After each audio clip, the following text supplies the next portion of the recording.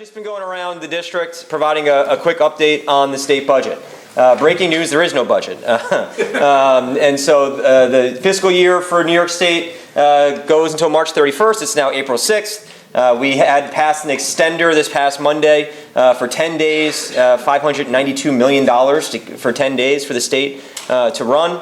And thankfully, no Article 7 policy language. Just things to keep in mind, and the things that Melissa was talking about were fantastic on the committee side, legislative side. Things just to keep in mind. Governor Hochul is doubling down on her housing compact and her transit-oriented development proposal. Housing compact would directly impact communities like Carmel, as well as Brewster. Well, Brewster would also deal with the transit-oriented development because of your train stations, as would Patterson, Kent. Also, every community in Putnam County would be impacted by the housing compact. That's her proposal to put 800,000 units, 800,000 multifamily units within the tri-state area. It's absurd. Republicans and Democrats have all come out against this thing, and yet she hasn't just doubled down, she's tripled down, she's quadrupled down, and now that they're at the negotiating table behind closed doors, we have no idea where this thing is going to end up. I will say, thankfully, the Senate and the Assembly rejected her proposal and made their own, which was not a mandate, but an incentive. So at least that's a little bit better, but not, in my mind, nearly where we want to be.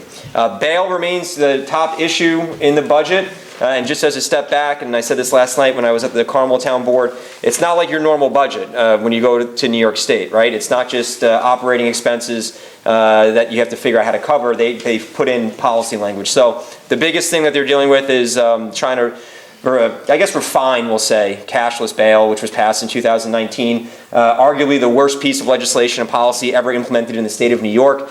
And so the governor is trying to take the least restrictive clause out of the legislation, and she's being met with fierce opposition by New York City Democrats because they don't feel that the bail laws that are on the books need to be changed. I think that's a half step forward, not nearly enough. We still remain the only state in the country that doesn't have a dangerousness standard that's implemented cashless bail. And if you talk to our law enforcement community, Congressman Lawler and I held a roundtable in February with law enforcement from Putnam County, Westchester County, Orange County, including members of the DA's offices. And they'll all tell you that the cashless bail system is a grade 1 disaster. Coupled with the new discovery laws, coupled with raise the age, the criminal justice system in New York is just imploding. But that is the number one issue. They cannot get past that issue to even figure out how much money they're willing to spend, how much they want to tax us. The Assembly Democrats have proposed nearly $3 billion in new taxes in their budget, which is why I voted against it, among a whole host of other reasons. They want to tax everything from your Netflix account to Uber. The governor wants to increase the MTA payroll tax, and it's just tax and spend madness 101, Albany business as usual. So we're supposed to go back on Monday. Right now, there still doesn't seem to be any movement that we've been notified of or believed to have happened. Coupled with the holy holidays that are approaching, that we're in right now, then again this weekend, I wouldn't be surprised if we go back up to Albany on Monday with nothing to review, with nothing to understand, with no deal in place, possibly another budget extender for another 10 days, if not longer. But really, it's just Albany dysfunction at its finest, unfortunately, right now. And so that's where we stand. I've introduced legislation that would prohibit, as you know, countries like China in particular are buying up property all over the country. Just look at what's happening in Oklahoma. I was educated on this today, actually. They are actually masterminding a human trafficking ring right in Oklahoma by purchasing all this property, building all these fences, not to keep people out, but to keep people in. They have armed guards that are actually monitoring the borders of their property. And it's happening in other states as well, South Dakota, North Dakota, etc. And so I've actually introduced, it was funny, one of the things I looked at when I got there, do we have anything on the books? Do we have any proposals related to this that would prevent any country of foreign concern from purchasing land in the state of New York? And the answer was, of course not. And so I've introduced legislation that would prohibit anyone tied to or any country of concern it would prohibit them from purchasing any or owning any real property in the state of New York. Obviously, with what happened with the China balloons, you cannot rely on the federal government right now and Sleepy Joe to protect us, so we have to protect ourselves. And I think it's a really important measure that we put forward. And the Republican conference is getting behind this, and we'll be rolling it out once the budget's completed. The second thing that I've introduced, just to make sure you're all aware, you need an ID to get into any place, any place that we go to these days, whether it's a hospital, whether it's your doctor's office, whether it's, whatever. You buy a pack of cigarettes or a case of beer, but you don't need an ID to vote. And it's ridiculous. And so I do have a bill in. They're going to, of course, paint me as some radical racist that requires a voter ID to cast your vote at the ballot box. I don't think it's that hard.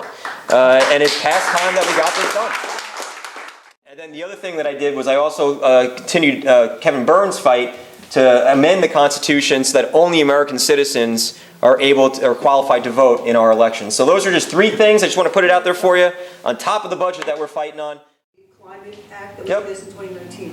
What, if anything, I know we're in a minority, can you guys do anything to stop this? I mean, they're talking about not only taking away our gas stoves, our cars, everything else. What can you do? So Assemblyman Phil Palmisano is the ranker on energy, a wonderful leader on this particular issue, and he's introduced legislation that he's calling the ban of the ban.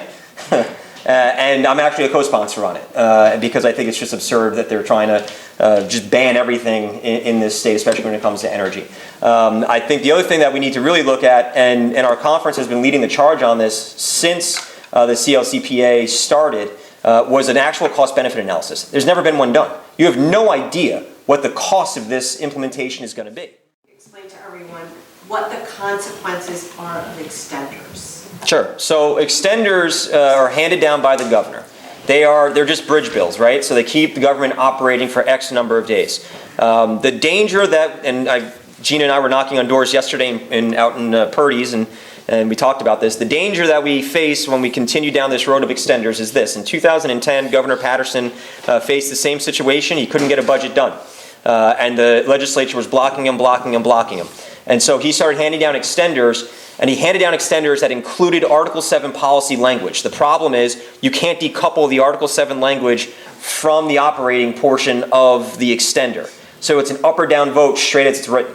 There's no negotiation. There's no we want to change this, we want to reject that, we want to alter this. It's yes or no. And the concern that I have, and many of my colleagues have, to Senator-to-be Arena's point, is that if we continue this game with the governor, her budget director that she just brought on, because frankly her staff was incompetent, the budget director that she just brought back was the budget director under Patterson in 2010, and they just started adding all of the policy demands that he wanted onto the extender. And so even though the legislature rejected them, they were approved as part of the extenders that the legislature had to approve in order to make sure that our hospitals continued to function, our law enforcement and correction officers were paid, basic functionality of state government, and they would just slap on policy on top of it. That's the thing that we need to be very careful of, because the governor she's the driver of this whole process, and so if she wants to really play games and gets really frustrated with the legislature, we can easily see the next extender to have the housing compact.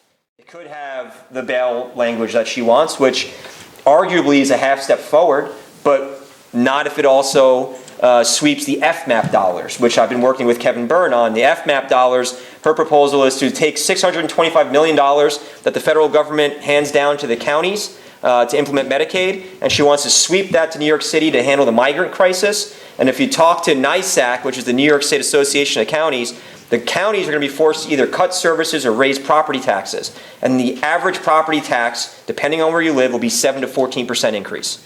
That's what we're talking about, because there's just no understanding, frankly, by the governor of the equilibrium that we're dealing with from each level of government. And this is a major point, because when she talks about, I'm not raising income taxes, I was the one who was saying, what about property taxes? Because she knew that she was going to wind up raising property taxes with her proposal.